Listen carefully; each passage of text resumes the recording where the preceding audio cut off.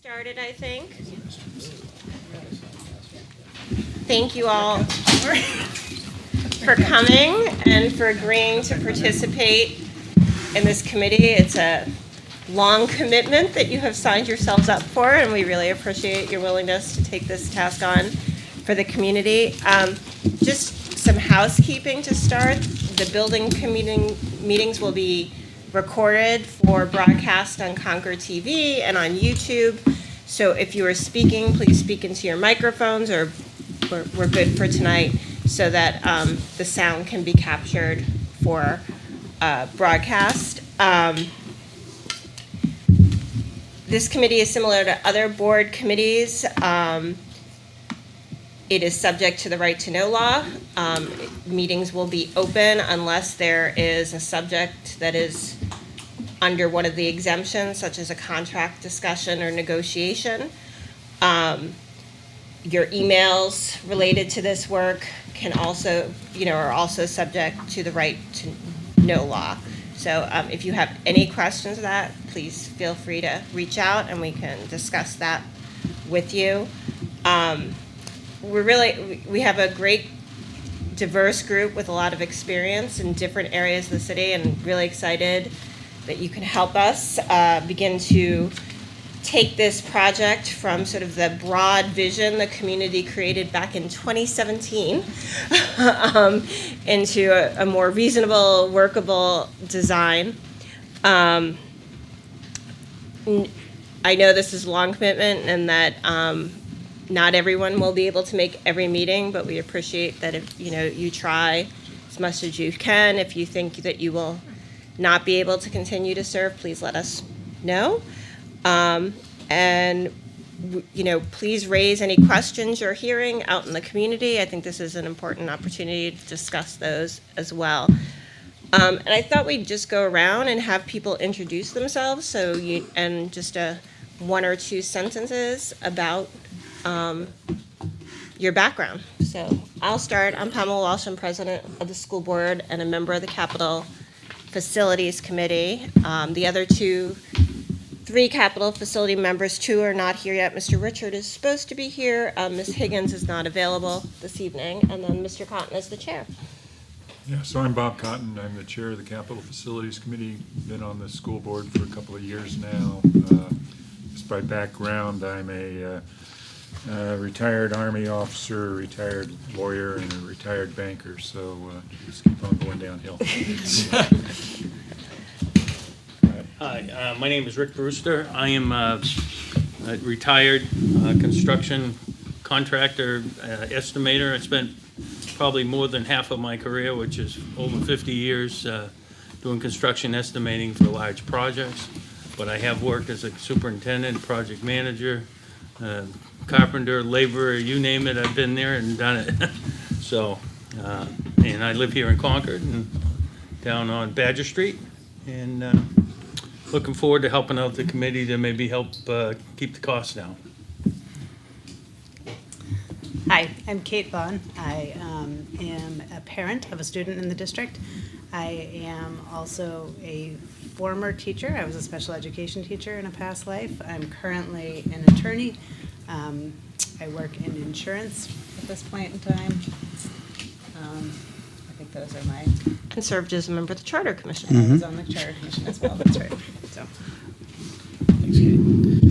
My name is Matt Cashman. I'm Director of Facilities and Planning for the Concord School District. I've been here for 16 years. Seems like a long time. I was the owner's project manager for the 3 elementary schools that we commissioned in 2012, and I've done lots of construction projects before coming to the district. And I'm just real excited about the middle school. It's time to build a new school.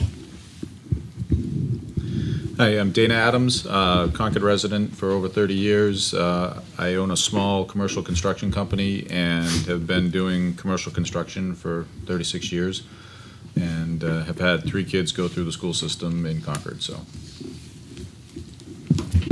Hi, I'm Terry Wolf. I'm the Director of Communication for the district. I have worked on building projects in the past. I was a school board member for 9 years in Bedford and helped build the middle school and high school there. I'm Holly Miller. I'm the lead designer for the project from HMFH. I have 30 years of experience in designing educational environments. And I'm Tina Stanislavski from HMFH. I am the principal in charge for the job, and like Holly, I have 25-ish years of educational planning and design. So really excited to be working with all of you on this project. And I'm Bobby Williams from HMFH Architects as well. I'm the project manager on the job. I've been here since 2010. Actually worked with Tina in 2010 where we did the 3 Concord elementary schools. And then 2017, we'll get into the timeline later, but did the preliminary study for the middle school. And I've been doing vocational schools in Massachusetts and other middle schools and high schools as well. So. I'm Jay Richard. I feel fortunate to be the middle school principal, and I'm looking forward to working with this group to work on this project. It's going to be great for our students and community. I'm Linda O'Rourke. I'm an 8th grade language arts teacher at Runlet. I've been there 25 years, so I am really excited. I've been waiting a long time for this, and I was in some capacity part of the previous planning as well, so I'm looking forward to continuing and seeing it come to fruition. Thanks, Linda. I haven't been here 25 years, Linda, but congratulations. I'm Kathleen Murphy, superintendent of schools, and I've been in the district for 4.5 years now. I have been a classroom teacher. I was also a middle school principal, and have been involved in several construction projects around middle schools. So I have to say that I'm excited like Linda because this is really the kickoff for the development of this project. So it's a pretty exciting night for all of us as we work through to create a wonderful environment for our students. I'm Jim Richards. I'm a school board member, also parent of 2 students who went through the Concord school system. Last one graduating just this past June. I am currently the Chief Administrator of Store Operations for the Liquor Commission. Previously, I have been a chemical engineer for Westinghouse Nuclear and a business and financial planner for a large Fortune 500 company, and have been involved in commercial projects in all of those aspects. And the 2 members who weren't, in addition to Ms. Higgins, who were not able to join us, Nicole Fox, who is a civil engineer and also parent of a student at Runlet and a member of Concord Green Space, and Jay Burgess, who is the city's representative. He's the public property superintendent for the city. And thank you. It's exciting. My understanding is when they did this with the elementary school, the building committee was the board and staff, so it's great that we could bring in this outside expertise and viewpoint to make recommendations to the board. And the way this will work is this committee will make recommendations to the full board.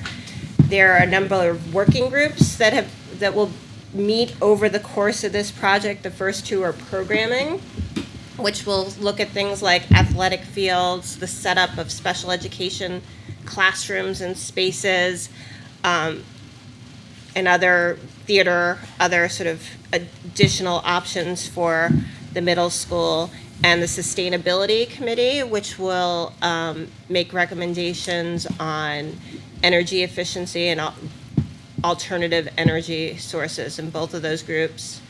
The programming committee will have its first meeting next week. The sustainability will have its first meeting in April, and both of those committees are envisioned to be short-term and will report to this group.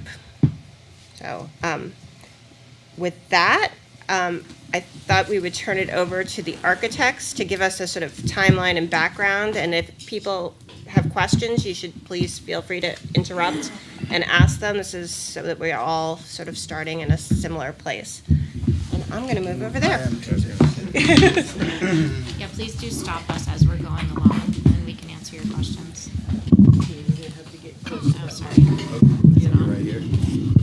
Here. Back and forth. I'm going to zoom in on this a little so you don't have to worry. But You guys here? Okay, great. So we first wanted to show you a timeline that was created a little while ago to really highlight all the various tasks that we've already been part of, having done a few of the preliminary studies for the new Concord Middle School. So I'm going to zoom in. I believe this is on the website too. We kind of put this on the website so that people could get, you know, a handle on all the information that's on there, because it's, again, since it started in 2017, there's a lot to go through. So if you look at this, it can kind of help orient you to like what happened when along the way. Sorry. Nope, that's fine. So in 2017, everything started. We had 2 visioning sessions with the larger community. We started to look at various options, 5, 6, 7, 8, 6, 7, 8, partnership with the Y, no partnership with the Y. And that study was presented at the end of September 2017. However, it did pick up again a little bit in 2019. And at that point, there was a school board vote to go new construction. So that's when that decision was made. There was another study that was picked up to then study the grade reconfiguration. So that was voted on in April of 21. There were some tours. There was a kickoff. There was another visioning session with teachers. And ultimately, in December of 2021, the school board voted to do a 6 through 8 grade configuration and not the 5, 6, 7, 8.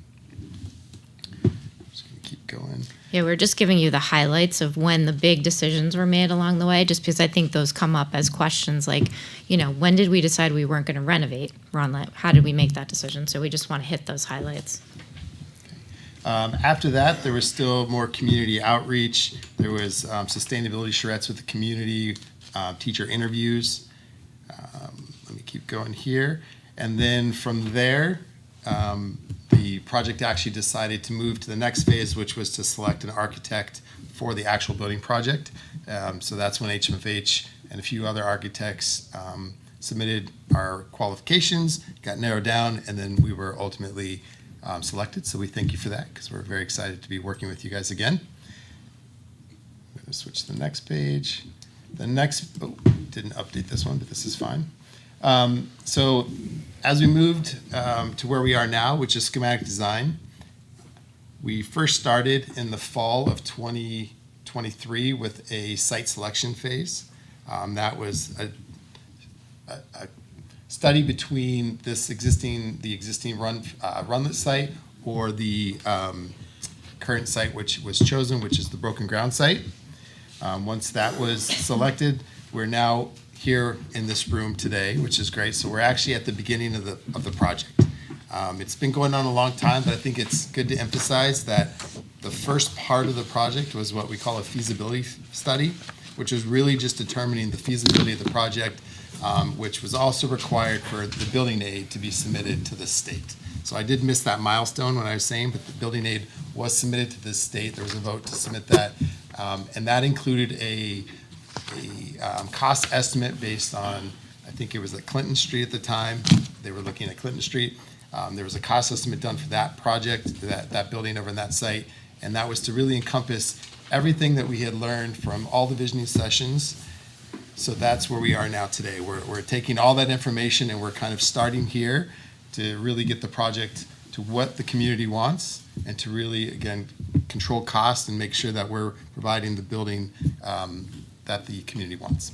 And you can just see from this that we're just at the beginning of all this. So schematic design kicks off this process, but we have a long way to go. So you haven't really missed anything. So we will be in schematic design until May of this year.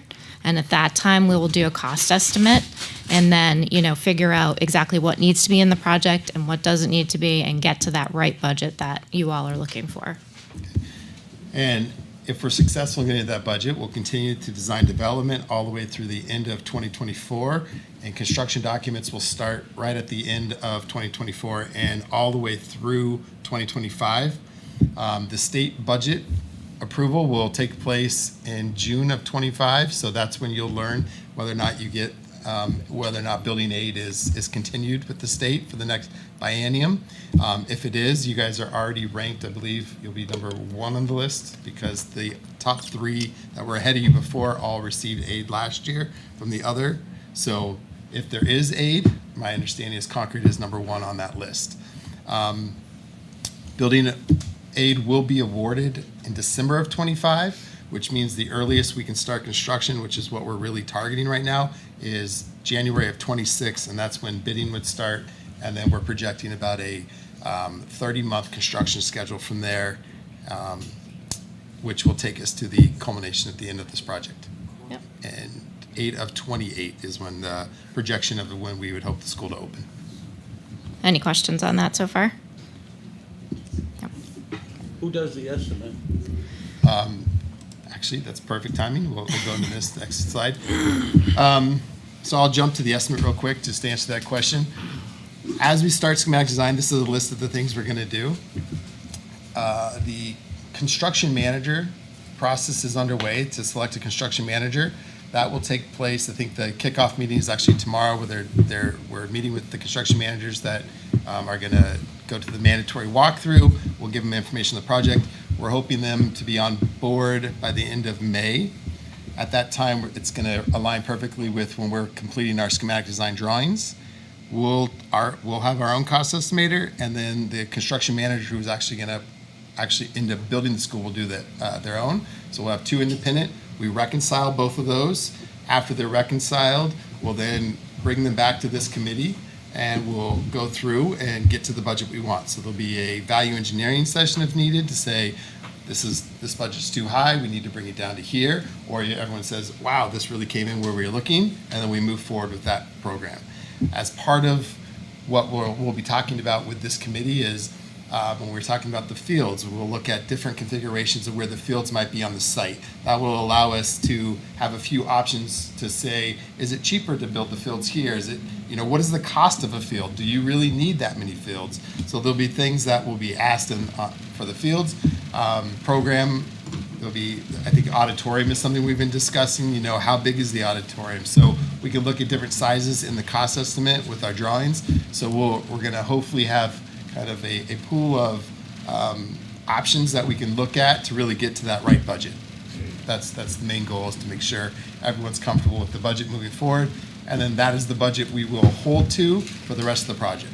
So at any point going forward, if the project is estimated, we have 2 or 3 more estimates along the way. If it comes in over, we'll then go back and we'll value engineer down to, sounds like a little noise there.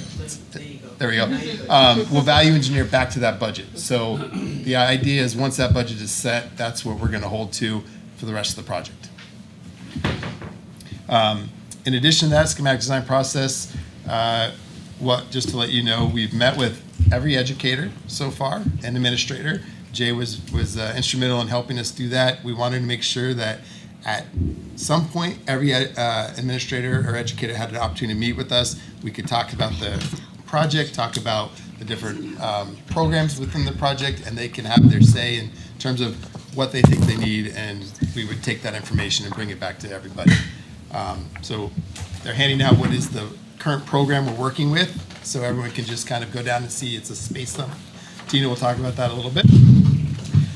Pam already mentioned the sustainability shred will be happening in early April, so this will really help us determine the sustainability goals for the project.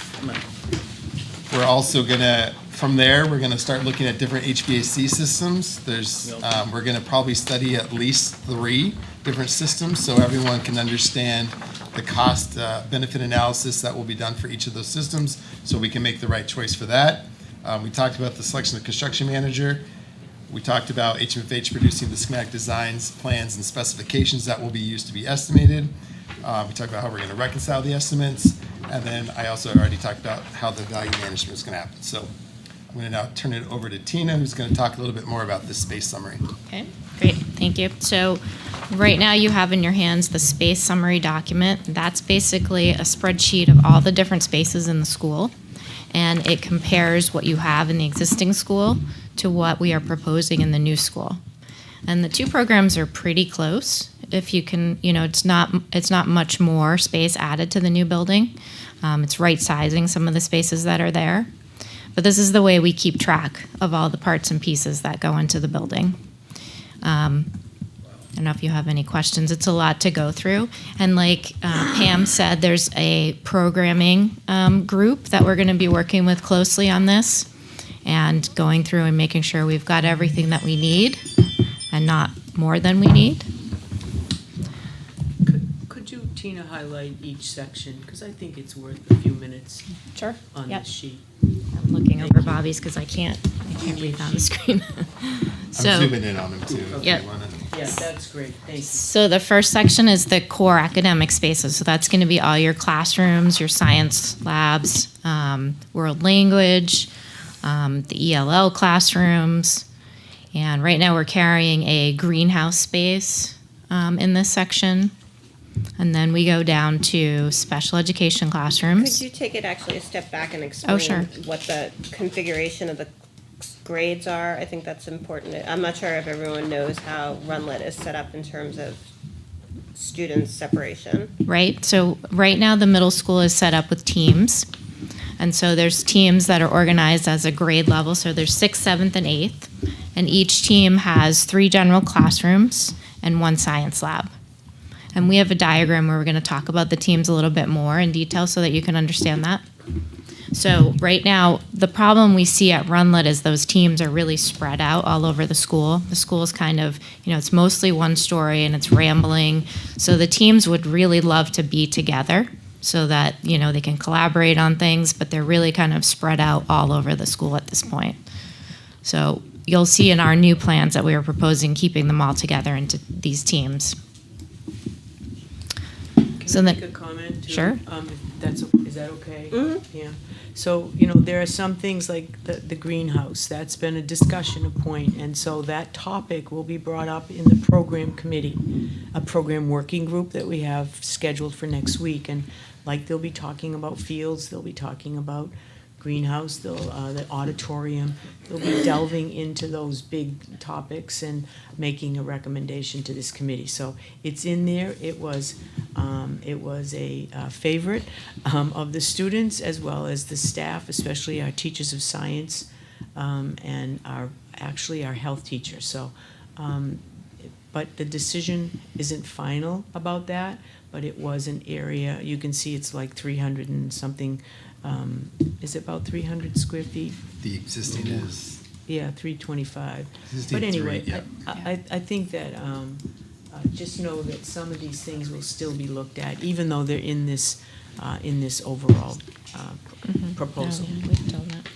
And it's also worth noting, there are some minimum requirements that are established by the New Hampshire DOE in terms of minimum classroom size for certain types of spaces. So, we are sort of following the New Hampshire DOE guidelines for some of Could these you spaces. give us an example of what a classroom is? Yeah, so the minimum classroom size is 900 square feet per the DOE guidelines, and a science classroom is 1,200 square feet. So those are numbers that are established that we're working with. and just so you can understand, if you look at the left column here, everything on the left is existing space. So when you see classroom 6th grade, 847, that's square feet. There's 9 of those currently in the existing Runlet Middle School. The next column over is what is proposed for the new school, which is 9 at 900 square feet and 3 at 1,200 square feet. So that's where you're seeing that right now, Runlet School's not meeting the DOE minimum requirement for spaces for the students. So what we're proposing isn't, it's larger, but it's not that we're saying, oh, we just want to do larger numbers. We're actually proposing what the DOE requirements are. So are the existing ones, is that the average size for like the 9 classrooms? Correct. Because Yeah. they're not all Yes. that exact. Yes. Correct. Yeah. Right. Yeah. There are some that are 650 and there are some that are 900. So Yeah, there's so you a might have pretty some big that meet, variance. but then you have others that are drastically Yeah. undersized. Correct. Most of them are undersized, I would say. Okay, you want to go to special education? So then we have a list of all the different special education classrooms that are included in Runlet now, in this column you're seeing now. And then on the right-hand side is what we're proposing for the new. You can see that some of the classrooms, like the inclusion classroom, is probably a good size in the existing school, so it's staying roughly that size. Most of the other classrooms, though, are undersized and they're getting larger. In some cases, we're providing additional spaces in this category. Special education spaces now are, in, some closets, some not so great spaces. They're trying to use every square inch of that building that they can. And so you'll see that there's, additional spaces proposed here. And then we go into the category of art and music. And again, the art classrooms, there's two of them that are pretty small and one that's, a good size. So in the new building, we're saying that they're all 1,000 square feet. Same for band and music. Those spaces are really too small in the existing school. And so we're enlarging them in all cases. And that's a very vibrant program. I think probably even more students would want to be in that if possible. And then career pathways is another interesting category. And that there's still some work being done on which career pathways we might expand into the new building. Right now they have a tech shop that's, pretty undersized and it has, very, very minimal equipment, and then sort of your old-fashioned wood shop.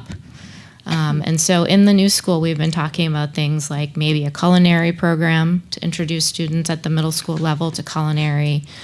We may not have a full-blown wood shop. It may be more in the robotics end of things. So I think it'll still have some of the equipment, but it might be combined with some new things like a CNC cutter or something like that. So all those things need to be explored a little more during this design process, and that's in progress right now. And then we go to health and PE. And so we've been going back and forth a little bit on the size of the gymnasium, whether it's a 9,000 square foot space with a 5,000 square foot multipurpose room, and that's similar to what the school has now. Or we could move to maybe a larger gymnasium, like a 12,000 square foot, where you could get a competition court size in the middle. So there's a little bit of back and forth in that. I don't think the category will grow hugely in square footage, but it might be distributed a little bit differently, as we work through that with the programming committee.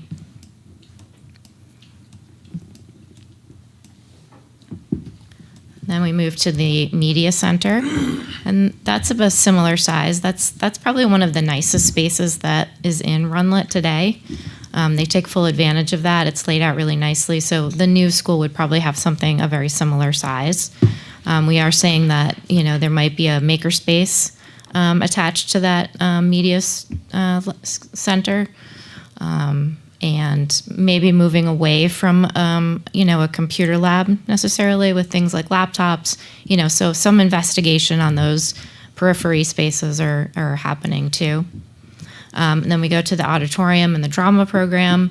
And again, there's been conversations about how many seats that auditorium should have. Could it be something more flexible like a black box?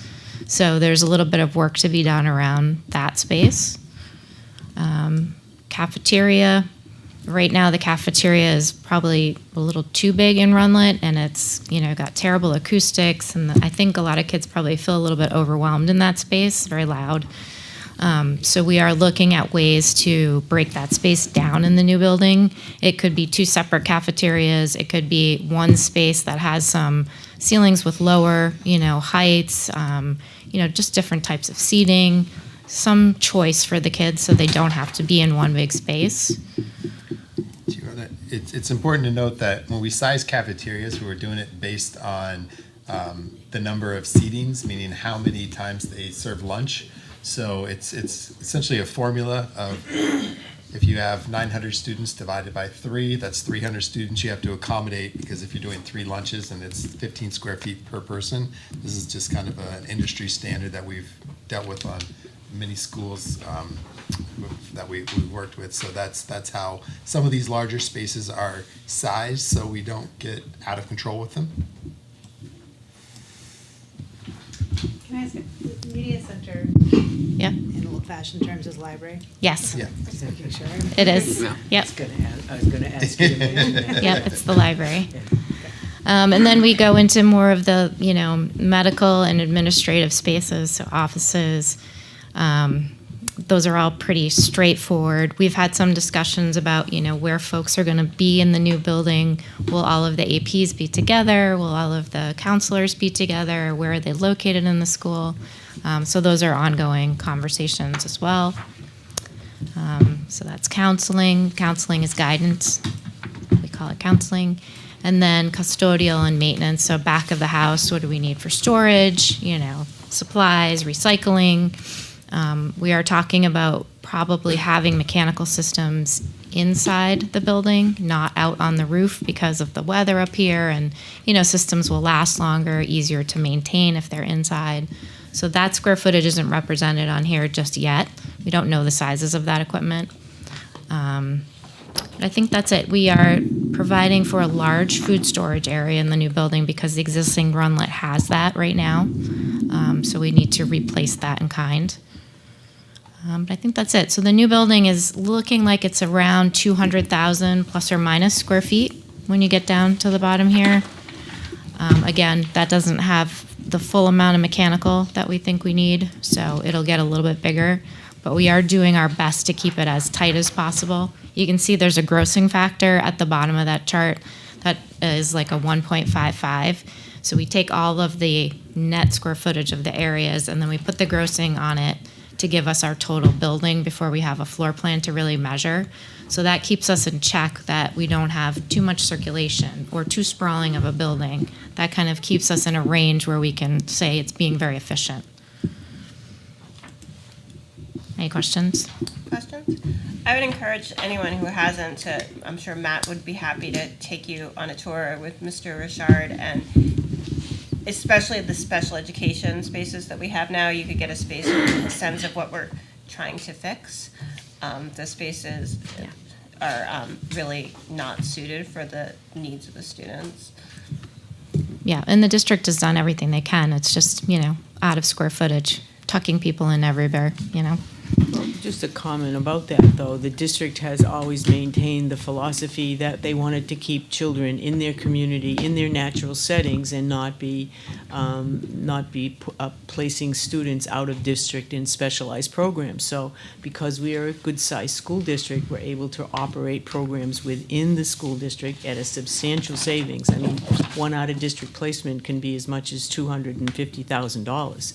So to be able to have programs in-house, serve our youngsters, our middle school youngsters in their natural settings with their peers is not only cost savings for us relative to out-of-district tuition, but again, it's programs that are in-house and really to the benefit of our students. So you might go to another middle school and they have they tuition their students to out-of-district placements. But Concord has always been very particular about being an inclusive setting and having kids stay in their natural setting. So just so you know, that's why you see so many of those programs. And those programs have grown, and especially in the area of special ed, but also in the area of English language learners. And because Concord has been has very diverse population, that we need to be able to provide services for our students.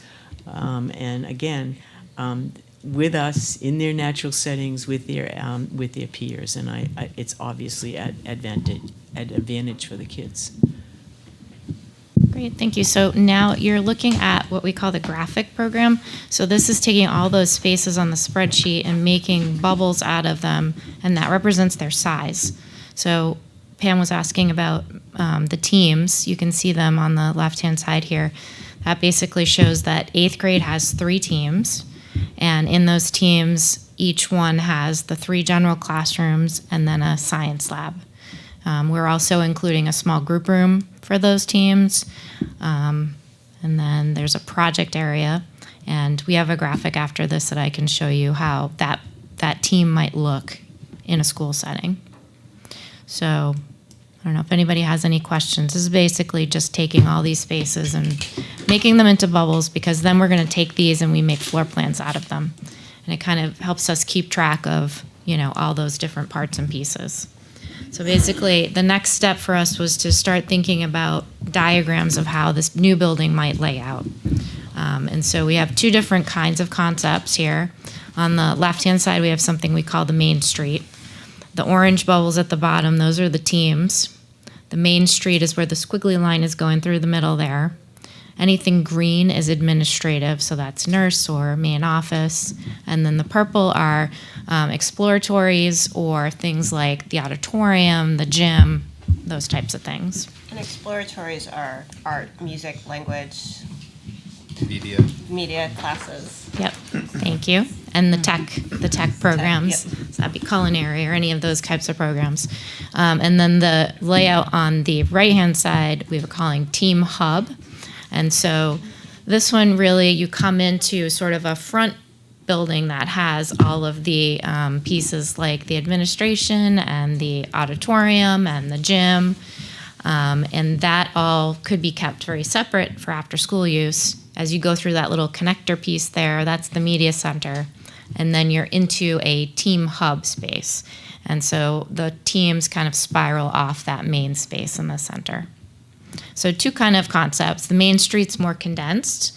The circulation is more, everybody shares that main street for circulation. The team hub is a little bit more separating those two kind of major programs, the academic from, the exploratories and the public spaces.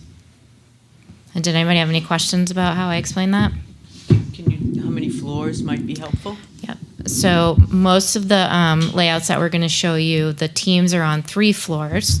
So we're thinking, you could arrange that as, 6, 7, 8, one on each floor, or you could have your teams be kind of towers. So 6th grade would have 3 floors, 7th grade would have 3 floors, 8th grade would have 3 floors. And that could change, yearly if you wanted it to. If it wasn't working well one way, you could flip it back the other way. We want to make the new building as flexible as possible for the future.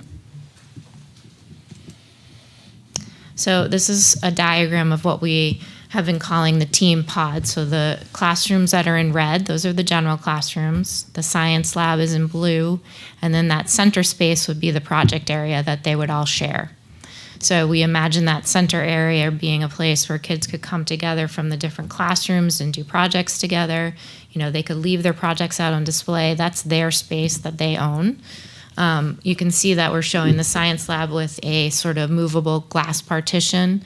We could imagine that being open and you could be doing, a bigger experiment that maybe 2 classes are working on at the same time. That space would have whiteboards, it would have technology, and you would be able to see that space from the classroom. So if teachers were sending their kids out there, it would be very visible and very easy to keep control over what was happening.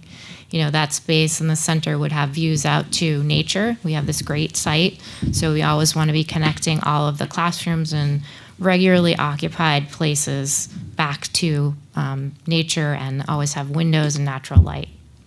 So in each of the pods, there will probably also be a stair that's dedicated to them so that if you do go with the concept of having, 6th grade on 3 floors, it's very easy for them to communicate with each other. So I just want to make sure I understand the way the teams are currently functioning and would in the future. So it's obviously a science classroom, and then the 3 other academics would be math, language arts, social studies. Exactly. Yep. And typically there's 3 of those teams per grade.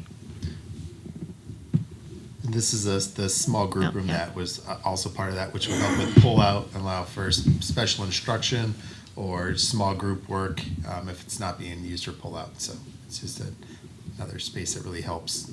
Yeah, and it could be totally flexible. That could be a conference space. It could be 2 teachers that need to meet. It could be, the principal may come in and need to meet with a student, and that's an easy way to, pull the kids out of their class, not take them too far away, and be able to have a meeting with them.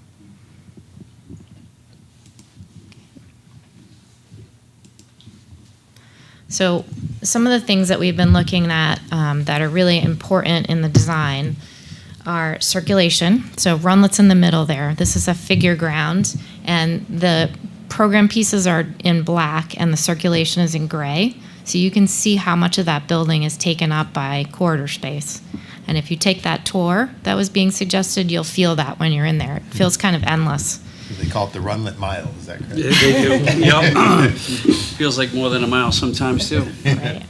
You walk them.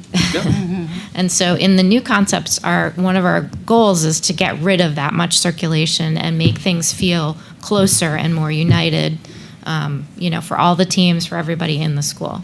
So the main street, you can see, really reduces circulation by a lot because everything's happening in that main space, and then you go directly from there into the pods. And then you go directly in there into the gym, into the auditorium. That is your cafeteria part of that space, and we'll get into the details of this, but the circulation is really very efficient in that plan. In the team hub, it's pretty efficient. It's got a little bit more circulation than the main street. In that front building, you have corridors that lead down to the exploratories on both sides, and then once you get into the team hub space, you pinwheel off into the individual team pods. So then, go to the next slide. Sorry. It's My okay. mouse is a little bit.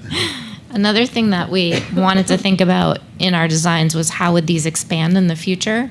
You may get a population surge in the city and you need to add classroom space, or you may decide in the future that you need to move 5th grade here because something happens like full day preschool or who knows what, but you need that ability to be able to expand. And Main Street, we could add in where the dash line is off the exploratories, there could be a 5th grade pod there. On the team hub, it would be a little bit more difficult, and when designing this, we would almost have to leave like a missing finger, which could be nice from the inside of the team hub space because you would have glass to the outside, but in the future, you could add another team pod there.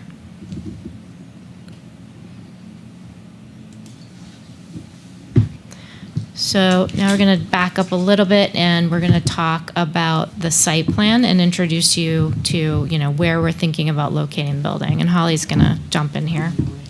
Sure. So this is the Broken Ground site. Just to orient you, Portsmouth Street is to the south, and South Curtisville Road is to the east. So this is the Millbrook and Broken Ground School. Can you zoom down and show the whole site, Bobby? Zoom out. Yeah. So, the site that we've been talking about is this 59-acre parcel that's northwest of Millbrook and Broken Ground. We did have a traffic consultant involved in the initial study phase who has been looking at this site. And so we've really been focusing our attention on the main access to the site from Portsmouth Street to, limit additional traffic on South Curtisville Road. Let's see. So this diagram shows you sort of the sidewalk network in the neighborhood, and kind of the ideal solar orientation is elongating the building kind of on the east-west axis to maximize solar gain. And let's see. I think we can jump right into one of the options. So, we walked you through some of the kind of initial partie diagrams, but, so the real test of these parties is kind of putting them on the site. So to orient you, this is a 3D view of the site, and you can see the Millbrook and Broken Ground schools kind of in the foreground here. Portsmouth Street is to your left, and South Curtisville Road is to your right. And then there's the cul-de-sac of North Curtisville Road up here. So this is the Main Street option on the site. So we're looking at accessing the site from Portsmouth Street. So you would sort of drive down this long wooded driveway on Portsmouth Street, and then the site would open up. And the idea is, we want to be able to sort of see the entrance to the school without looking over a sea of parking. So you kind of curve around on the site, and you'll look and sort of see this entry plaza that's kind of flanked by administration on two sides and sort of has a media center kind of as a sort of focal point above this entry plaza. Parent drop-off happens to the south of the building. Kind of we have a loop on the south of the building for parent drop-off, and then there's faculty and staff parking in the middle there. The bus access is coming from the east side, from South Curtisville Road. That's something that the traffic engineer really, that was a priority, was really separating those two circulation paths. So separating parent drop-off from bus traffic to keep students much safer and kind of move everyone through quickly. We also have a long driveway into the site, so we have a lot of queuing space on site, so traffic won't be backing up into the neighborhood. So once you enter, the students and students arriving on buses and in parent cars would all kind of come together in this entry plaza that would face east. So the entrance in this option is facing east. And you can see the 3 blocks that are kind of facing south there with the CR on them. Those are the classroom wings. So this option sort of has an ideal solar orientation for those academic bars, which is facing south. So the classrooms will really be flooded with natural light. And then the larger, more public spaces are to the north here. And like one of those boxes is the gym. So that would open out directly onto the fields, which are to the north of the site. You want to talk about the path? Oh, right. So we also want to maintain a real, a buffer between the Millbrook and Brooklyn Ground School, but we want to provide easy access. So we're maintaining a sort of a wooded buffer there between Millbrook and Brooklyn Ground and the proposed school. And, we thought we could create a sort of a meandering path that connects through this sort of woodland to the new elementary school. So if kids do need to travel over there to see a performance in the auditorium, they have a way to get there. Jay's already talked, to some of his colleagues about ways that they could partner. Mentor opportunities and things like that, where 8th graders could go over and mentor the younger children, and those are just great opportunities for our students. Yeah. So those 2 fields in the middle there, those are existing elementary school fields. Those don't get touched. So we don't touch sort of any of the play areas around the existing elementary school. And then we have 2 new fields to the north and potentially 1 to the south. But, that's something that will get discussed in that program group. The number of fields, the location of fields. And the access to the trails? The access to the trails, yep. So we might be interrupting some of the trails a little bit. You can see the trails are the lines that sort of, those sort of curvy lines there. So actually the kind of bringing that parking up adjacent to the trails will provide, sort of increased access to that trailhead, get people closer to the trailhead. And we'll be reconfiguring any trails that get interrupted by the fields, but we're trying to kind of steer clear as much as possible. And just graphically, if it's not clear, this really thick green line, that's the edge of the forest. It's just the way we're representing the very dense forest there. So when I was switching back between views, we were just doing this for more visibility. We're not saying let's cut these trees down. We're just trying to allow you to see the plaza a little bit better. But there's a significant buffer that would be off of Port Smith. Even if you did have a field that goes there, you would still maintain a buffer of trees down there. And then again, it'll be wonderful for the school because it'll be completely surrounded within the wooded area. Right. So we'd like to take advantage of those views and really embrace that with the part of the school as well. So you'll be looking out into that sort of forest from the classroom wing.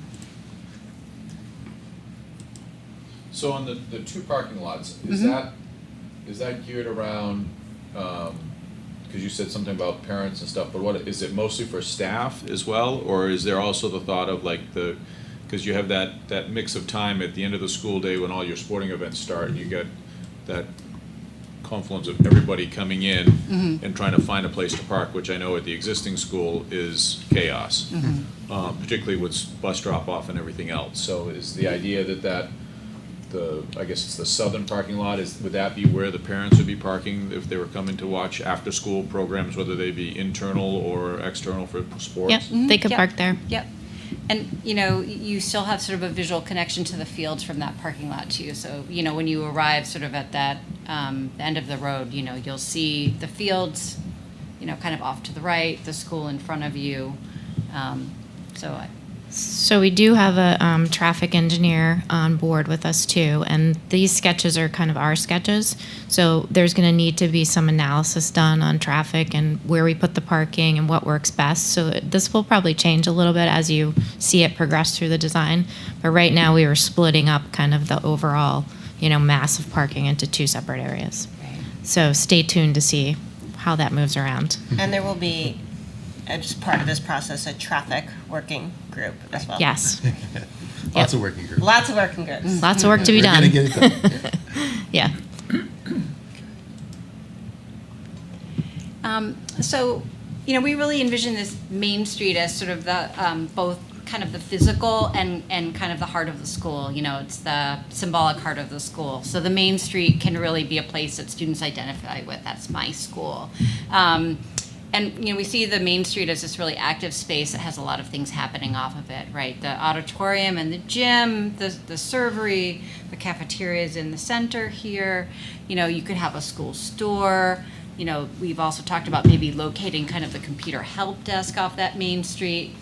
So, it would be a place that's sort of full of action and activity, but also a really flexible multi-purpose space that could be used for all sorts of activities. You could have a book fair in there on the weekends, or, it also serves as sort of a lobby for the auditorium and the gym. So, those public spaces are all happening sort of to the north there. We've got music in this wing too, along with career pathways, which would also be visible from that Main Street. You could really showcase those career pathways in that location. You can see here the administration faces the entry, so you have sort of good control. You would have a secure vestibule into the building there from the east. So the entry is on the east side. But once you enter, and you'll see this Main Street in front of you, and all of the public spaces on the right, and then these portals to the teams on the left. But you'll also see through the building to the woods to the west. So you'll be looking through the building to this sort of heavily wooded area to the west. I just want to point out that this is a very efficient way to locate large spaces like auditoriums and gyms, because they're off the main street, so the circulation to those is very simple. It's just right there. If you can think of other schools like Runlet and stuff, you'd have these long corridors that took you to these spaces to get into them. So this is this Main Street option. It also it utilizes some of your gross square footage that we're in that 1.5, and gives you a larger cafeteria space while using that space for circulation. So it's kind of using the space very efficiently. And it's kind of a very cost-effective way to make a really nice building and to get you a larger space with higher utilization. I have a question. So you mentioned it would be 3 stories. So the team sections would be 3 stories, but would the other parts, like where music, and would those also be 3 stories? We're going to walk through the plans and you'll be able Yeah. to see not all of it is 3 stories, but that's a good question. Yeah. The only thing I'll mention is that those teams would actually be closed off from the Main Street. We're not showing doors, but there would be doors at all of those pods. So you could imagine after hours, everything would be locked. So if you're going to let the public in, they would have access to that Main Street. They could get into where you want them to get in, but not into the academic pods. In the case of like a security lockdown, those would automatically close, and the kids would be, safe and secure in their teams. So we're not to the level of those kind of drawings yet, but imagine doors going across all those different areas.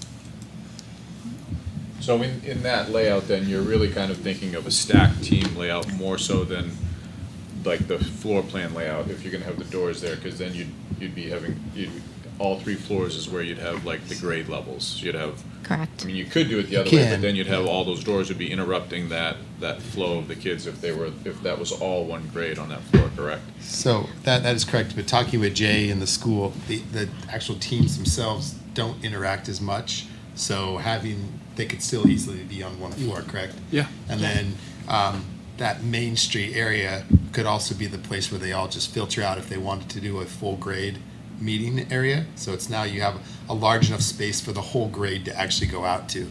So you are correct that lends itself nicely to do the vertical, but it can be used for level by level as well. Right. And we also envision those doors on hold open, so they would be held open during the day and they would just be closed to secure that off at night.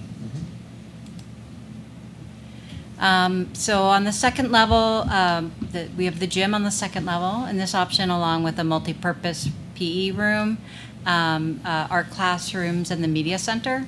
And this option, the media center, actually has a bit of a mezzanine, so it connects the second and third floor, which we like. It makes the third floor feel a little less isolated, right? Sometimes the third floor of a school can feel a little bit like a no man's land. So, and then maybe just explain the open to belows. Yeah. So the X's are sort of areas that are open to below. This would not be this would be separated with sort of walls and windows, so you know, it's not like a balcony looking down, but you would have some windows Be looking an down atrium. into that space. What's that? An atrium, yeah. No, we're not connecting the third floor, so that's the idea. So we're only connecting 1 and 2, so we don't want to create an atrium, right? Right, an atrium can be very expensive, so. And in this case, the auditorium, we're showing it as having a balcony space. There's a couple different ways that we could create an auditorium. It could be like when you go to the movies and you have kind of the steeply raked seating, you know, that connects the 2 floors. So there's different ways that we can explore doing that. And then this is the 3rd floor, and we're thinking maybe there's a bit of a green roof off the media center here in this option. Again, this is something we can, just an initial idea. And then you can see the 3 team pods again, facing south. Right now, the existing Runlet has a little courtyard space off of the media center that they really enjoy. So that's what led us to that green roof space outside the media. And then this is just a very early sketch of what that space might look like. The idea is you come into the space, you see the gym above you, you see the theater to your right. You can see the number 7 and 8. Those are the sort of portals that would take you back into those team pods. You know, maybe you have the school store that opens off, you know, to off the main street here on the ground level. And then you can see this view that you'll have to the west and to the forest beyond. One last advantage of something like this is it's very highly visible space that you can monitor a lot of things. Since everyone comes into the space, you know, you can imagine Jay could be standing in this space while students are going back and forth to their classes, and he's able to monitor a lot of what's happening as they're moving through this school. So it's kind of it's a nice space that's very active all the time, and lots of supervision and easy to supervise, I would say.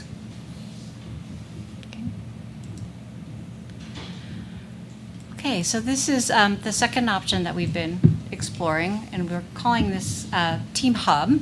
So again, we're accessing the site from Portsmouth Street. So again, you kind of drive through this, you know, down this long wooded driveway and arrive at the school. Here we have all of the public spaces facing south, and then the classroom wings are to the north. And there we have that sort of media center connector that kind of connects the more public part of the building with the kind of academic core to the north. Let's see. So you approach the building. We have an entry plaza, and then sort of the large volume of the auditoriums on one side, and the gym is on the other. We're showing all the fields to the north of the site here, but that could happen in either option. And again, we have a sort of a meandering path through the woods to the entry of the school. So you have the front entrance, sort of the entry elevation is a little bit longer in this option, you can see. But you enter the building. We've kind of have an administrative bar that faces that entry court, along with sort of the nurse's office, and you enter into the sort of central lobby / cafeteria space. You've got the auditorium to your left, and then the gym is to your right, but on the upper level again. We've been looking at the gym on the 2nd floor just to create a more efficient footprint. We can slide lots of things underneath that gym, like locker rooms and kitchen, things that don't need windows, and create a more compact footprint, which is a little more cost effective. So then you have this sort of connector back to the team pods, which are off to the north here. So you can see the corridor with the media center on the left. We're thinking the media center has really been talked about as the heart of the school in many ways. And it is one of the most loved spaces in the existing elementary schools. We want to sort of make sure that it remains the heart of the school.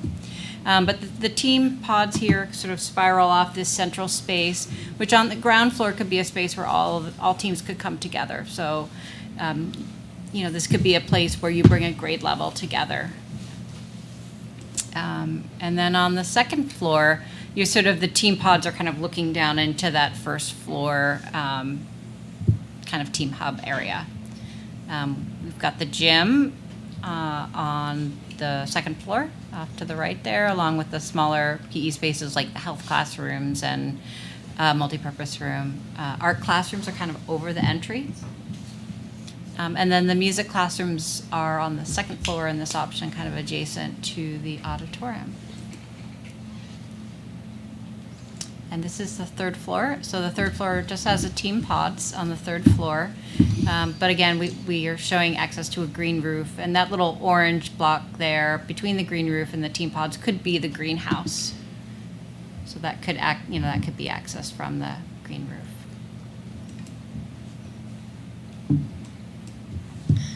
Okay, so we've downloaded a lot of information to some of you folks that are just joining us for the first time. So we wanted to just go through at this point some of the design goals that we have that we've heard from the educators and the district to this point, and look at ways that they're successful in these options, and get your feedback on are there any design goals that we need to include that we're missing?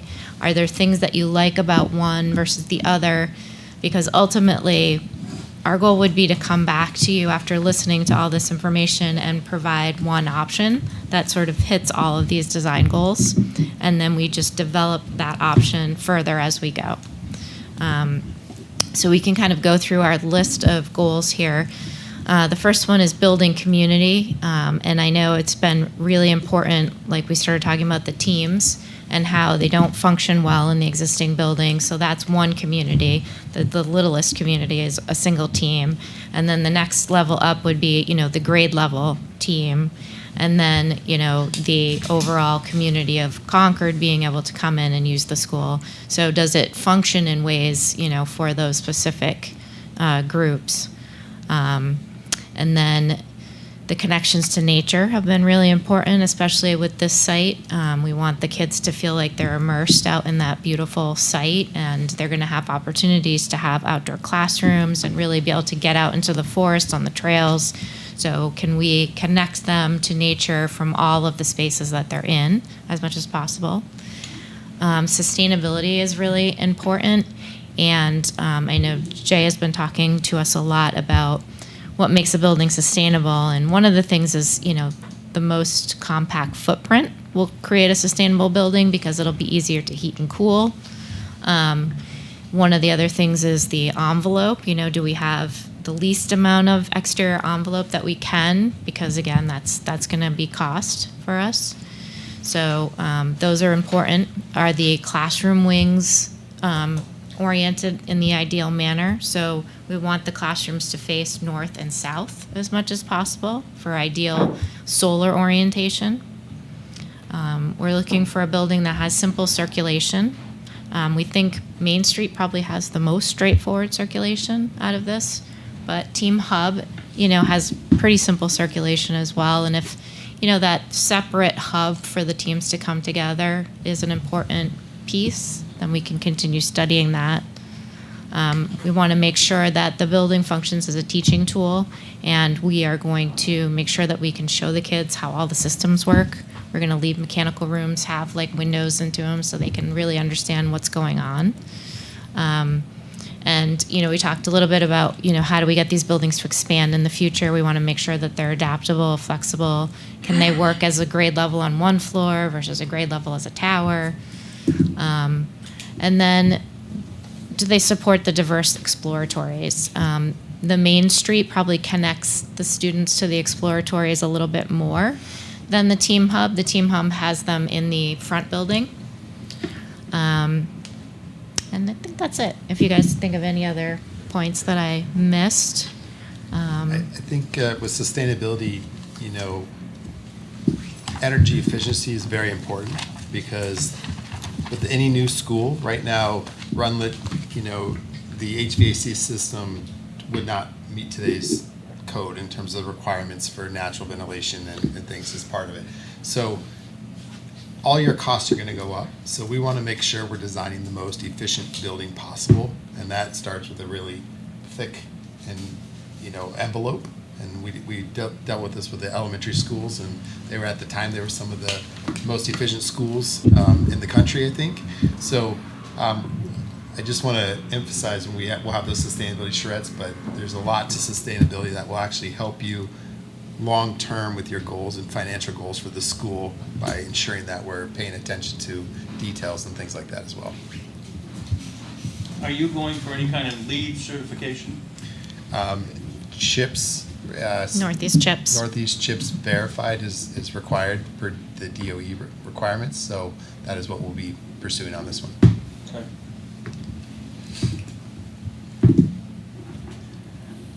So, so I guess you're opening it up. So the idea now is to hopefully have a conversation with what you guys like and don't like about what you've heard today. And again, things that we can take back and come back to you with.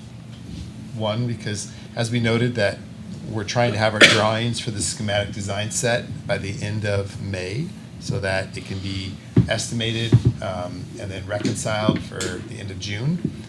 So we are getting tight on time, and we want to start, really putting some paper to pencil and getting some good details, because the more details we can get in there, the better our set will be to estimate for contractors, as you probably know, Rick. So we would like to just get some good feedback today that we can take and really help move this project forward. Just a couple comments. I mean, on its face, I think I like the Main Street approach better. Seems to provide more flow. One concern I have is this. It seems to me that that's going to have an awful lot of kids trying to get through it in any given morning. So I would go with the Main Street. The other thing I will just mention is I am not convinced on the auditorium size yet.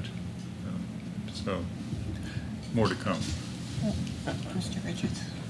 I just wanted to ask, one of the things that we haven't addressed, and it's early, but looking at these two different designs, I'm concerned about accessibility for our physically challenged students, and that they can traverse these spaces as efficiently as anyone else. And so I think the Main Street one looks a little better for that. And then that also plays into one of the biggest issues right now is circulation. Mm-hmm. Kids spend 10 minutes getting from one side of the building to their classes in the other side. It's wasted time, it's crowded, it's a traffic issue, so I am concerned about that, and that's why I'm kind of leaning towards the Main Street one at this early stage. So, Jim, just to your point, there will be probably 2 elevators in this building. Mm-hmm. We would imagine, there'd be on Team Hub, there'd be one in that front building and one back with the teams. And then Main Street would probably have one at one end and one at the other, so that you could easily get to those.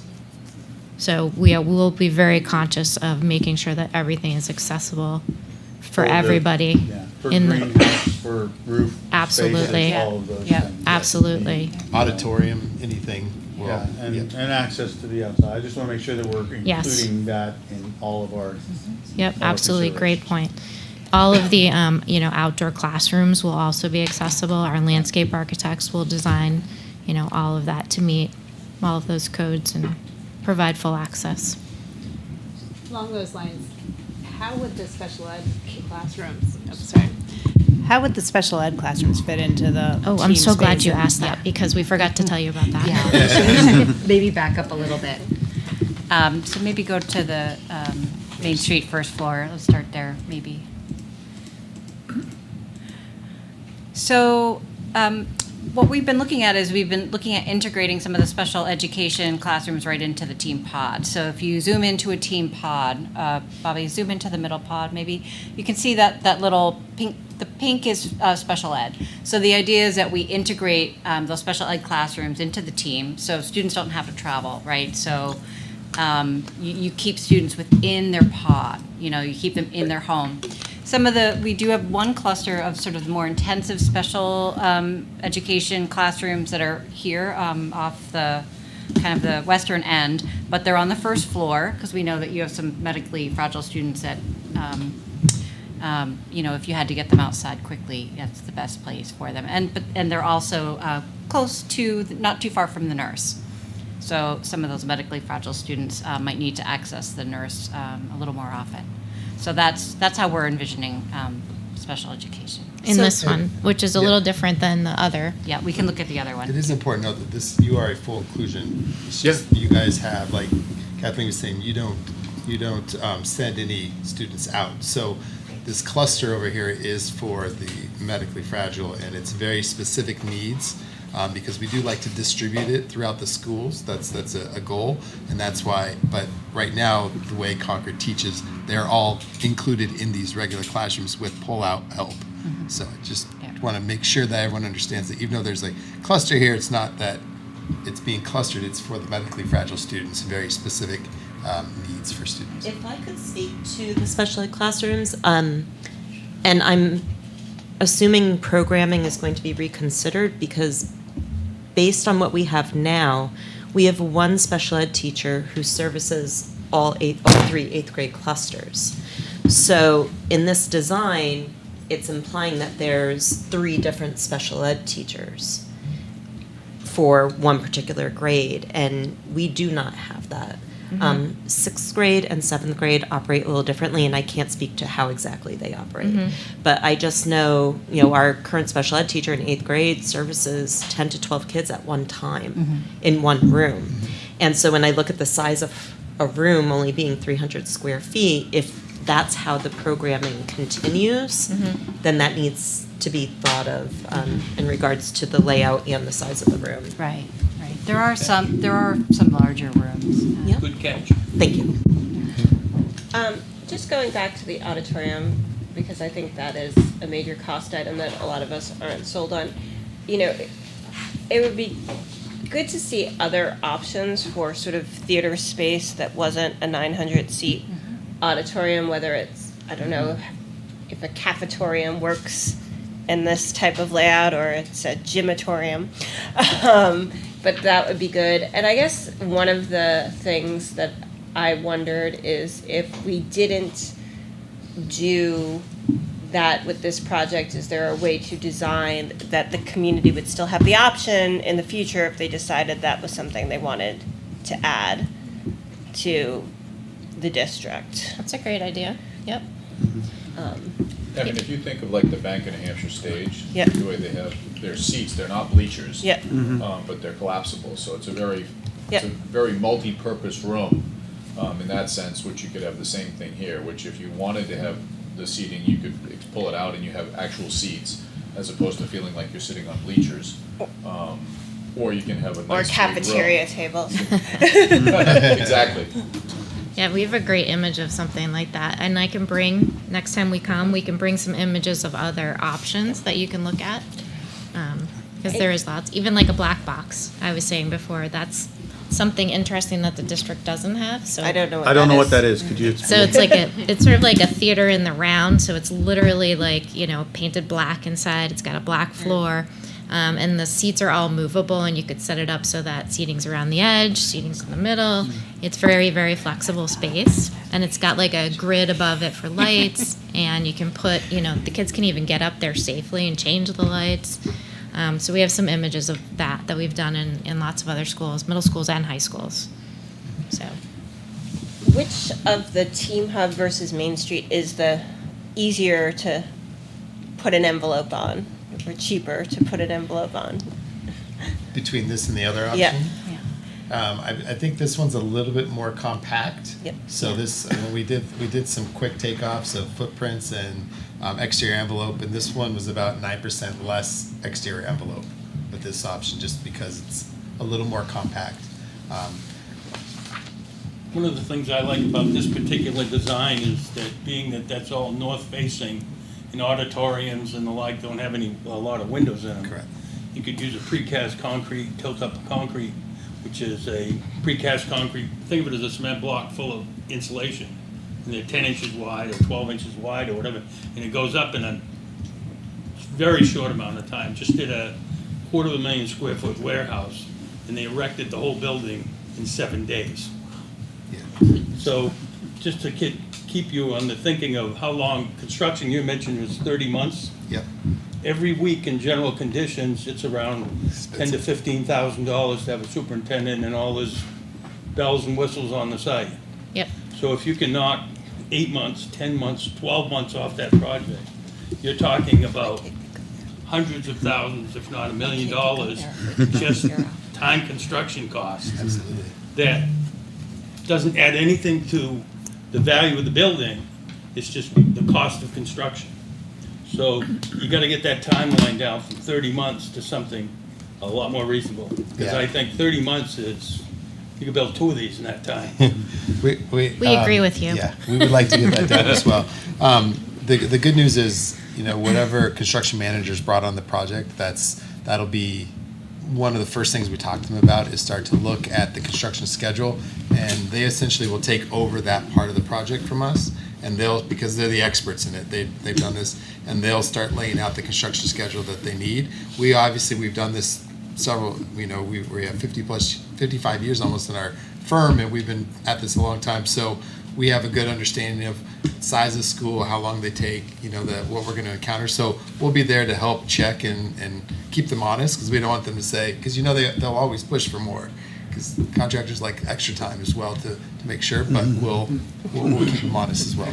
Who's going to be selecting the construction management team? Is that something the Concord District is doing? Or? So why don't I'll jump in. So we put out an RFP for construction management services. Sure. And we have end of this month is when the proposals will come in. But tomorrow, we're inviting for a mandatory Q&A, right. So we're going to have it in here, and we're going to explain high-level portions of the project. On the RFP, we were very, very specific on how you could find all the information. We laid out a history. We talked all about it. We're going to revisit that tomorrow with all the contractors, the CMs that come in. And then we're going to have HMFH, RFS Engineering, as well as Novus. And then when we're done with the overview, there's going to be a Q&A session so that everybody in the room, because it's mandatory if you want to bid on the project, gets to hear all the questions and answers, and then we prep and get ready for when the proposals are due at the end of the month. And the process for vetting the proposals? Matt? So we'll get the proposals, we'll get them in front of the team, and we'll go through, I'll create a matrix, much like I've done on other projects we've done leading up to this. In the RFP itself, it talks about the criteria that we laid out that we're looking for. For example, construction firms that have school experience specifically. That doesn't rule others out, but it is kind of a good thing to talk about. Talk to firms that have done that. We want to know about the history of the change orders. We'll have an interview process with the firms, and I think you really find out an awful lot about the firms when you bring them in. You get to talk to them. These are the teams, and I agree with you. We want it to be much shorter than 30 months, obviously, but whatever that length of period of time is, that's a group that we're going to be engaged with throughout the process, like with the rest of our team. So Matt, can you tell us who will be involved in that process? Like when we selected our architect, we had a committee that reviewed all of the materials and part of included the members of the presentation. public. And Yeah. it was public members. We had an engineer, we had, folks from the community as well as some staff. We would look at this group. So we would get the proposals. Everything would be distributed out. We would put together a matrix. Yep. Everyone would look up the firms, do your own Who's research. everyone? This committee. is This the committee. All Yeah, right, I'm sorry. That's what I wanted you to. And I think that was Thank Mr. you. Rooster. It's been a long day. Yeah, that's what I was trying to get from that. It would be this Thank you. committee, I'm sorry. I should have. Yeah, that's all right. Now I get it. If I watched the videotape all. I do think this layout, speaking to what Jim was saying, right now, one of our biggest struggles at Runlet is we're just so vast. And so I have students on the second floor, and it takes a very long time for them. Granted, it depends on the speed at which they walk, but to get from our classrooms to, say, their gym class or their art class or music, etc. And this does eliminate, I think, some of that problem. But the other piece I like about this is we struggle to feel as one community because it's us and them. You know, it's the clusters on one part of the building and then the exploratory teachers on the other part. And it really limits our ability to collaborate with each other. And, you know, there are so many great things that we could be doing together, like with the art department or the music department in our core classes, that the geography of the building makes it difficult to do. And so in the other layout, it still seemed like they were on one side of the building versus the core classes. So this seems to integrate them a little bit more, which I do think would be beneficial for multiple reasons. I have a quick question. Do we have a time frame when we want to decide on one of these? And the reason why I just say that is the people I've heard speak tonight all seem to really like this model, and I haven't heard any positives about the other one. So I'm just kind of curious what that time frame is. I'm not saying we need to decide tonight, but I mean, I'm just... I think our goal was to try to get to one option after tonight, and we weren't necessarily going to ask you to choose an option because that's probably too much, but we wanted to hear about what you thought was successful in each of the options, what you didn't like, and then we would come back the next time we see you and have one option that takes into account everything that you're asking for and talking about. Yeah, I mean, I think I like this layout better, in part because the classrooms are facing south, and as he said, some of the blank spaces that don't need windows are facing north, so that you won't have as much loss through windows if you don't have windows.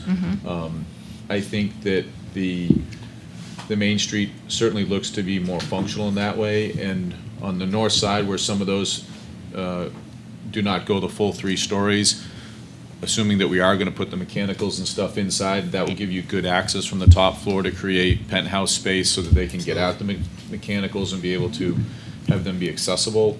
Yep.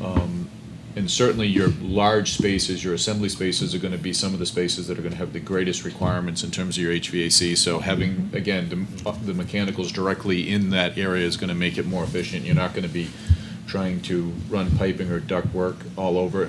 This seems like there's a lot less perimeter area on this building. I mean, 9% surprised me. I would have thought it would be much greater than that. We thought We it were was too, surprised but we were It surprised. certainly seemed like you'd have much less perimeter on this building.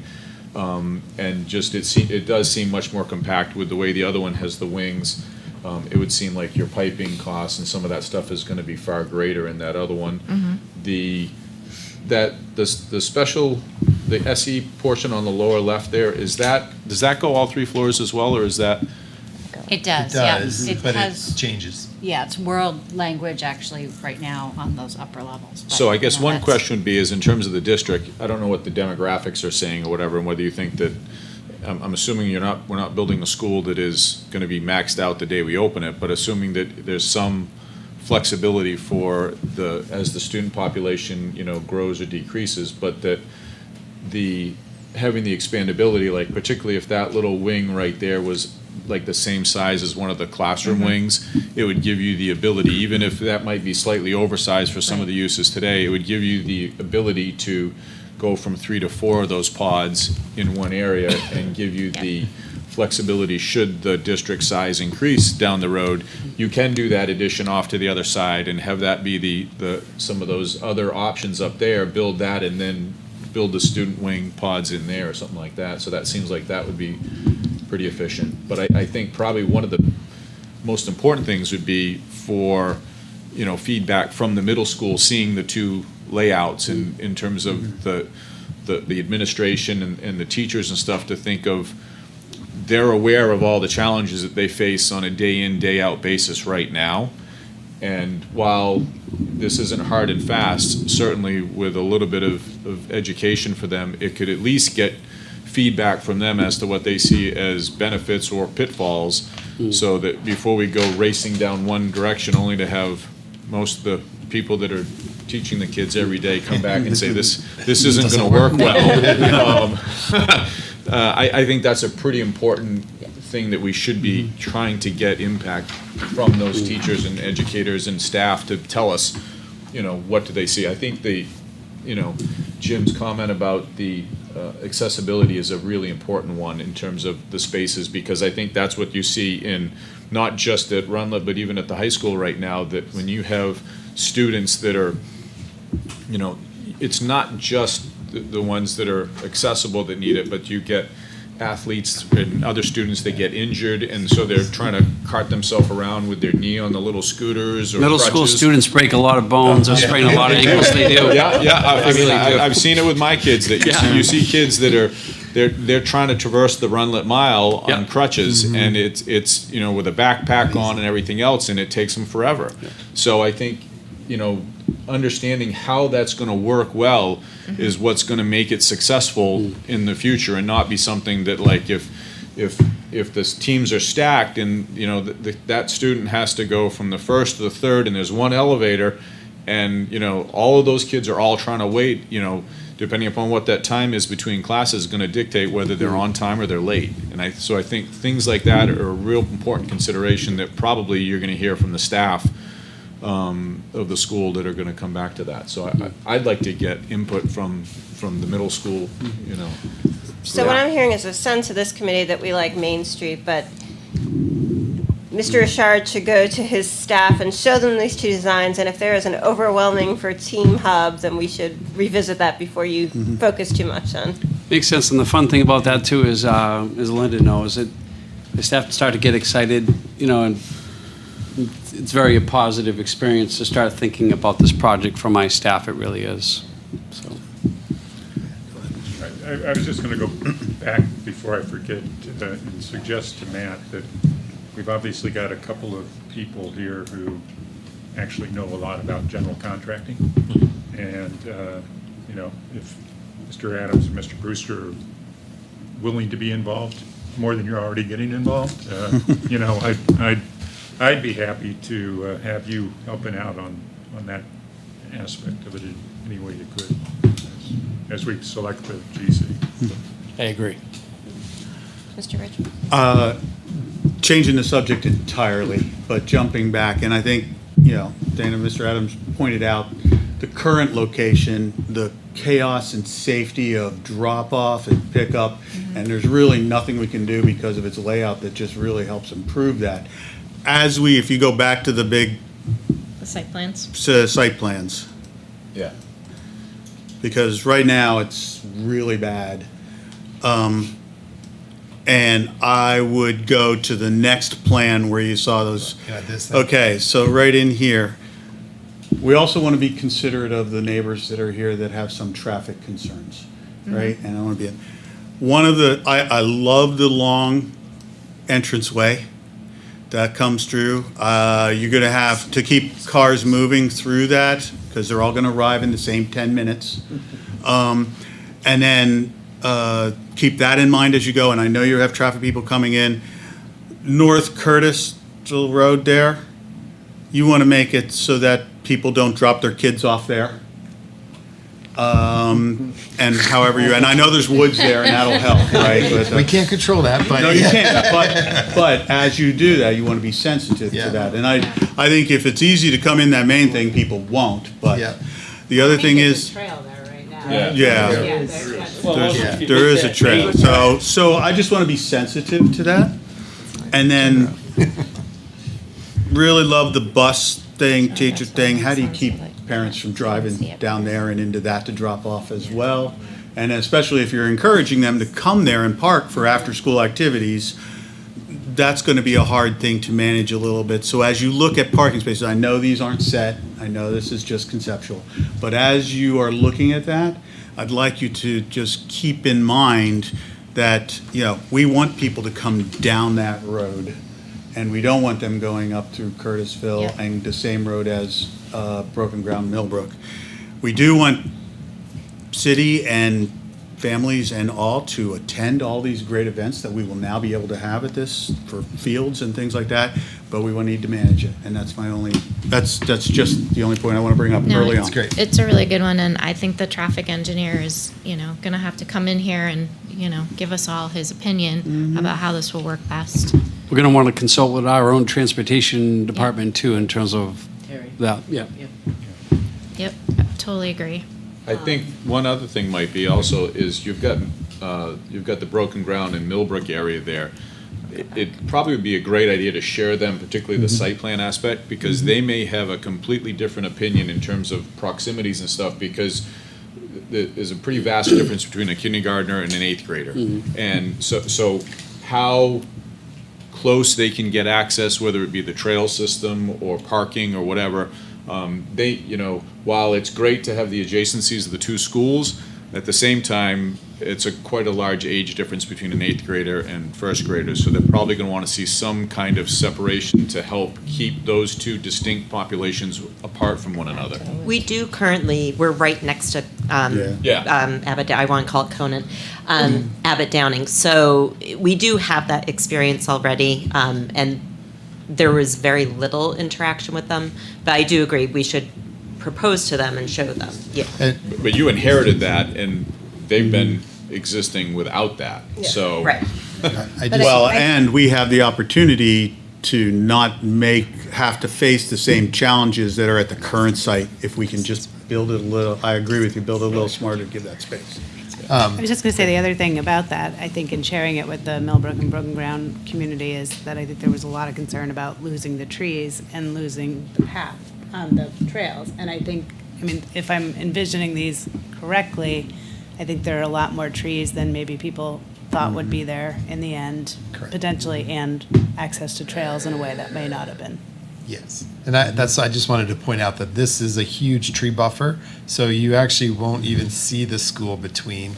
You might see a little peek through here, but with this tree buffer here, what we're planning, it looks like you wouldn't Broken even Ground see it. and Millbrook can still access the city trails without actually going through the new middle school campus. I'm going to get out of trying to call it Runlet. Yep. The new middle school campus.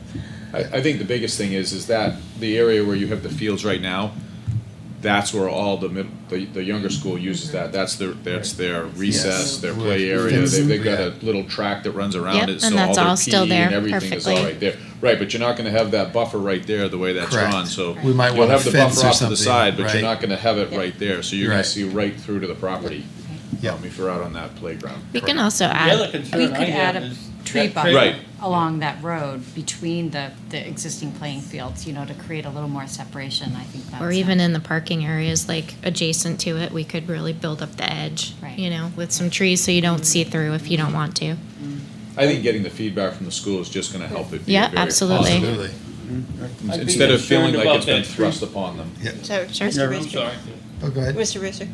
I'd be concerned about the trail between the two, that being a very heavily wooded, because I'd like to have a lot of vision, because little kids and so forth, safety's a big issue, so I mean, even if it stays a forest, you limit up, 7 or 8 feet so that the kids can walk under the canopy, but it's still open for vision, because I don't want to see some kid in there who can't be seen behind the bushes and some big kid picking on them or whatever. And Sure. causing problems, so that needs to be open. I know you're trying to protect the visual blind between the two buildings, but you want it to be safe for a little kid to walk through there. Absolutely, yeah. And our landscape architects, when they get on board and working with this, can provide some nice perspectives of what that'll feel like as you're walking through there. So we'll definitely keep that in mind. And that will be part of our process. We like to meet a lot with the school. This is part of our inclusive design process. So our landscape architects, when they get on board, we'll be having a lot of these meetings as well with various user groups. And to your point too, like the educators, at every phase, we always go back to them and show them where we are. And, it gets more detailed every time they see us, all the way to the end where we're talking about furniture, and we include everybody in the conversation. To that point, these plans weren't created in a vacuum. They were created based on a lot of feedback from the teachers, from the staff, from the superintendent. So we will continue that. So I want to be respectful of everyone's time. I think we had more on our agenda that we're probably going to get to tonight, but I think potential bond schedules will be there. I'm going to ask Mr. Dunn at some point to distribute to all of you, if we can even mail it, the state, our submission to, for building aid, so you can see some of the things that are included in the project now that are probably our biggest areas of debate, and some of the cost areas, I think, in terms of where we have estimates that we're thinking we can come down. So, for example, the submission to the state was when we were looking at Clinton Street, so there was a lot of fill. We no longer need fill it's not a soggy site. So that's good news. But does anyone have anything else? Architects? Is there anything that you would like us to bring next time that, or me to email you or anything, documents? I mean, the website is just filled with information, so. And we've been trying to update that. Terry's been working hard on that. Terry, you want a quick? Yeah, what I was thinking is, why don't we email everyone the, so we have a middle school project web page dedicated. It has, I would say at this point, all of the major documents back to 2017, and it even has some information from beforehand, I mean, years and years old. And the entire state building aid application is on there because, as Matt says, isn't it about 700 pages or something? It's broken down into chunks, so you could look at that. But what we can do is follow up with an email, send you all of this information, and then if you feel we're still digging in, because as you know, technology has evolved, right, from our sharing the file folders and things. So we are updating. But if you feel there's anything missing, let me know, and we'll see if we can find it and get it up there. But I think we've got everything major up there now. If we were interested, I am somebody who's spent little time in the existing building other than in the gym, dropping my daughter off for camp there. But, if I wanted to take advantage of a tour. Just give us a call and we can make arrangements. Matt can take you. Jay will be there. Your kids would be happy We all- to bring you around too, honestly. Like student council reps? Yeah, We'd happy to do that. okay. Thank you. Mr. Cotton? Can we just, and maybe I'm getting ahead of things, but talk about what is going to happen in the next couple of months a little more specifically, what's going to be on the agenda kind of for the next meeting. And I know we're aiming for a June date, if you will, to get a firm number. But how are we going to get there, and what's the process in between? Okay, so in between meeting with you all, we have those other working groups on program and traffic and all those things, so we're going to be meeting with them.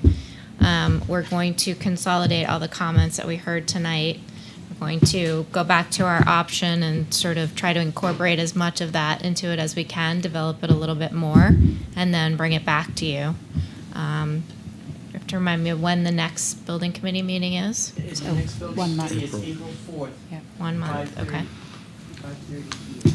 I think maybe we heard a few options: the cafeteria, gymatorium. We'll bring you options for what Yeah. that auditorium Black space box. could be.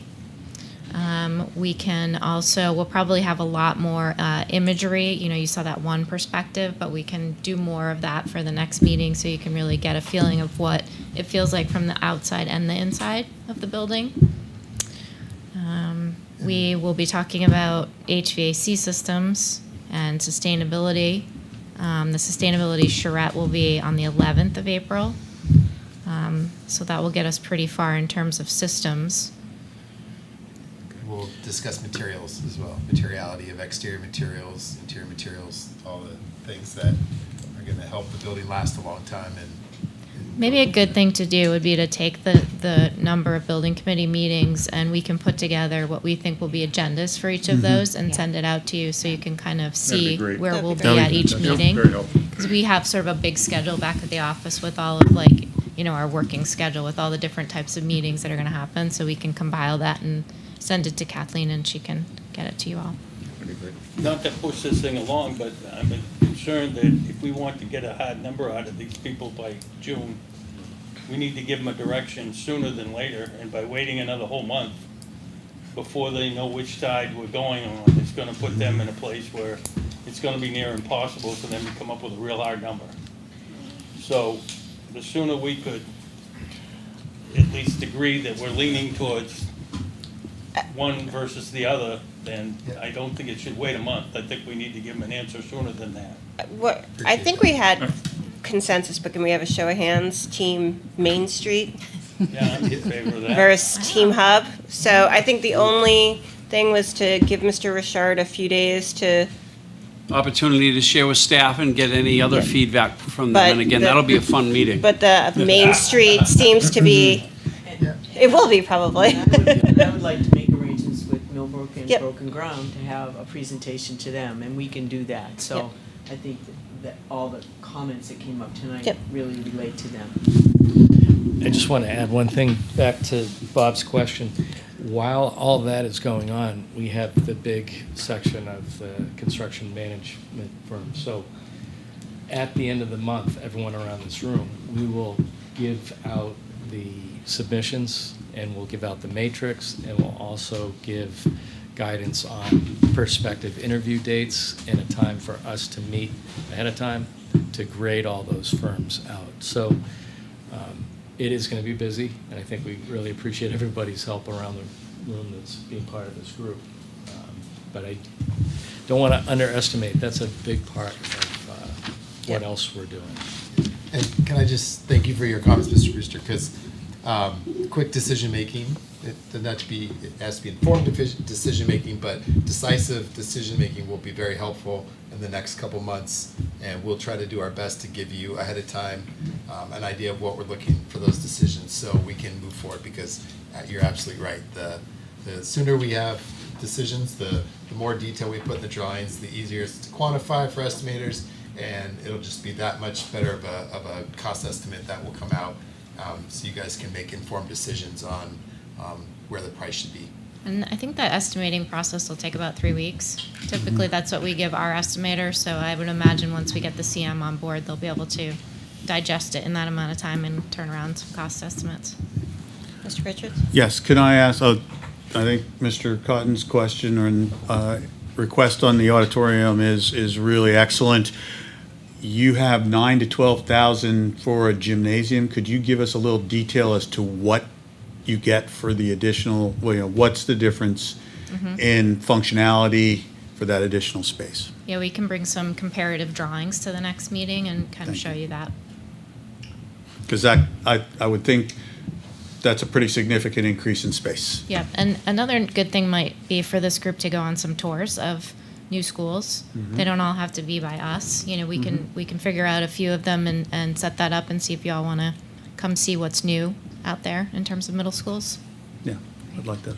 And just to be clear, when we were looking at the larger gym, we were talking about making the multipurpose room smaller.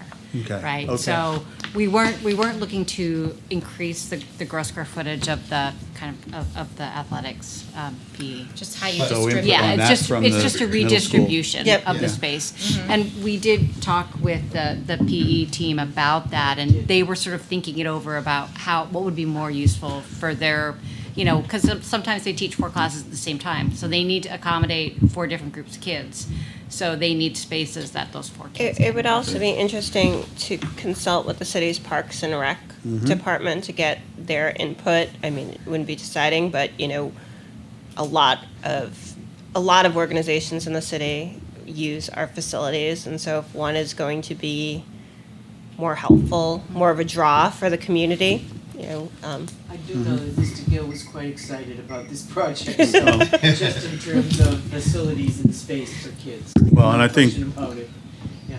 If you were at the first Memorial Field session, what came up during that was a great desire to have fields that were in other parts of the city than right there in the general Memorial Field area, because to have a broader utilization, so.